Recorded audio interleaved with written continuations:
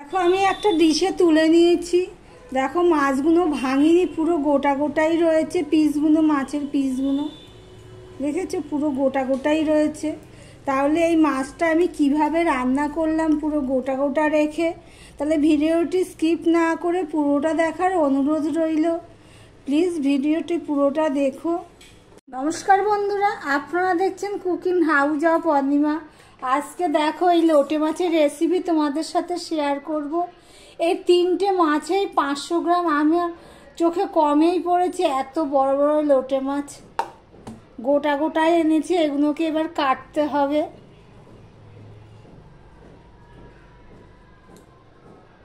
এদিকে দেখো কড়াই বসিয়ে দিয়েছি, তেল দিয়ে দিয়েছি। এটা আমি সর্ষের তেলেই করব, কেননা মাছ মাংস ডিম আমি সর্ষের তেলেই করে থাকি। আর এদিকে দেখো মাছগুলো কুটে ধুয়ে নুন হলুদ মাখিয়ে রেখেছি। নুন হলুদ মাখিয়ে রেখে তারপরে আমি এর জন্য যা যা লাগবে সব কেটে নিয়েছি।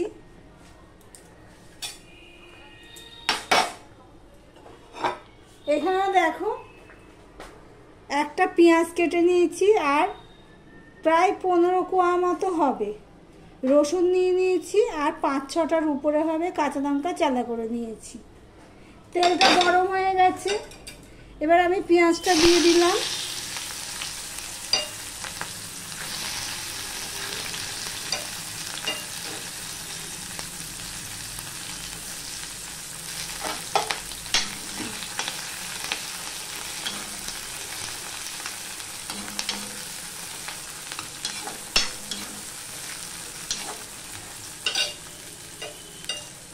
এবার রসুনটাও দিয়ে দিলাম, আর কাঁচা লঙ্কাটাও দিয়ে দিলাম।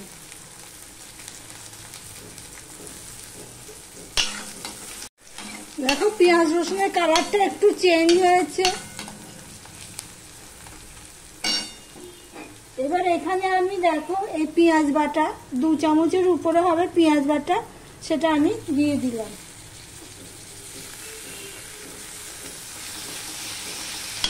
লোটে মাছে সাধারণত আমরা সবজি বা আলু কিছু দিই না, তবে আজকে লোটে মাছের পরিমাণটা কম আছে, তাই জন্য একটু আলু দেবো। তাই জন্য এই আলুগুলো কুটে নিয়েছি, একটা বড় সাইজের আলু কেটে নিয়েছি। আলুটা ঠিক এরকমভাবে কেটেছি।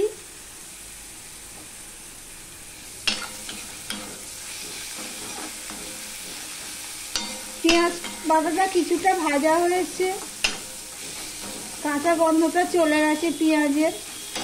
এবার আমি এই আলুটা দিয়ে দিচ্ছি, আলুর সাথে ভাজা হয়ে যাবে বাদ বাকিটা। একটু নুন দিয়ে দিলাম, আর একটুখানি হলুদ দিয়ে দিলাম।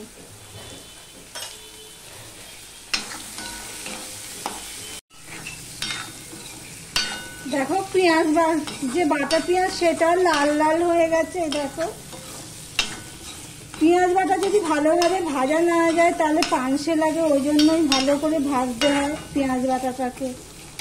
এবারে দেখো এখানে আমি টমেটো পিউরি নিয়ে নিয়েছি, সেটা আমি দিয়ে দিলাম।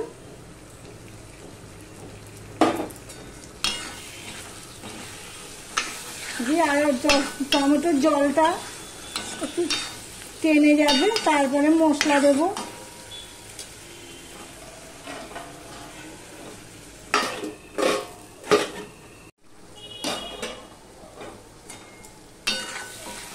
টমেটোর কাঁচা গন্ধটা দেখো চলে গেছে। দেখি আলুটা তো এতক্ষণ ছিল, সিদ্ধ হয়েছে নাকি। আলুটা প্রায় সিদ্ধ হয়ে গেছে, 80% মতো সিদ্ধ হয়ে গেছে। এবার আমি এখানে কিছু মশলা দিয়ে নিয়েছি।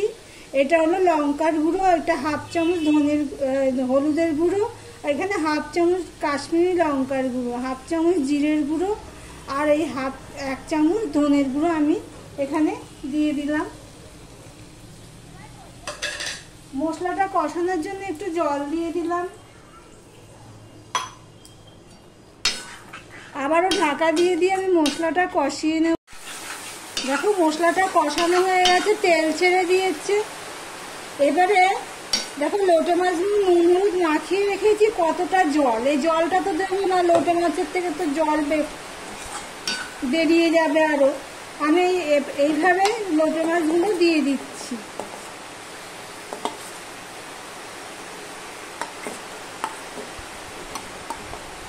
দেখো বৃষ্টি পড়ছে, এদিকে হাওয়া মারছে, গ্যাসের গায়ে হাওয়া লাগছে, আর নিভে যাবে মনে হচ্ছে। এই দেখো কতগুলো জল, এবার ভালো করে আমি মিশিয়ে নেব।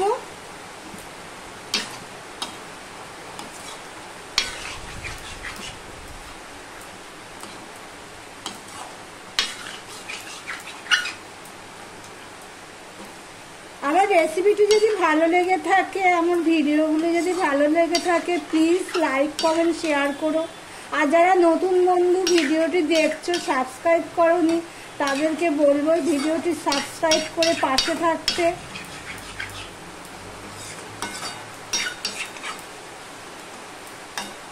দেখো কি সুন্দর কালার লাগছে। এই হাতাটা দিয়ে আমি একটু জল দিয়ে দিলাম,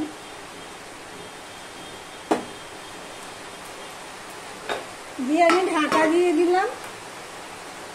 দেখো এই বৃষ্টির মধ্যে একটা হলুদ পাতা ছিঁড়ে নিয়ে আসলাম, এই মাছে দেব বলে। ছাদের টবে হয়েছে, মানে লাগিয়েছি আমি।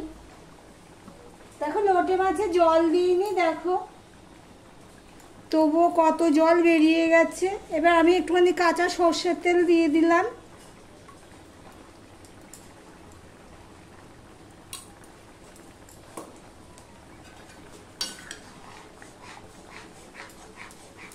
লোটে মাছ তো ভেঙে যায়, ভয় লাগে সেটাই, কিন্তু মাছগুলো এত বড় আমি খুব কম দেখেছি, অনেক দিন পর দেখলাম।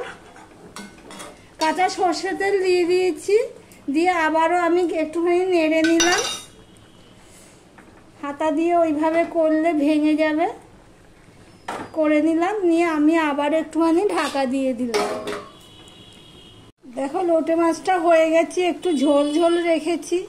আর এখানে আমি সে হলুদ পাতাটা দেখালাম, সেটা এরকম কুচিয়ে নিয়েছি, তা এখন দিয়ে দিলাম। তোমরা চাইলে ধনে পাতা দিতে পারো, আর যারা হলুদ পাতা খাও তো হাতের কাছে হলুদ পাতা থাকে তো হলুদ পাতা দিতে পারো। দেখো বেশি ঝোল নেই, পুরোটাই মাছ আর আলুই রয়েছে। তাহলে ভিডিওটি এখানেই শেষ করলাম, আবার অন্য কোনো রেসিপি নিয়ে চলে আসবো। টাটা।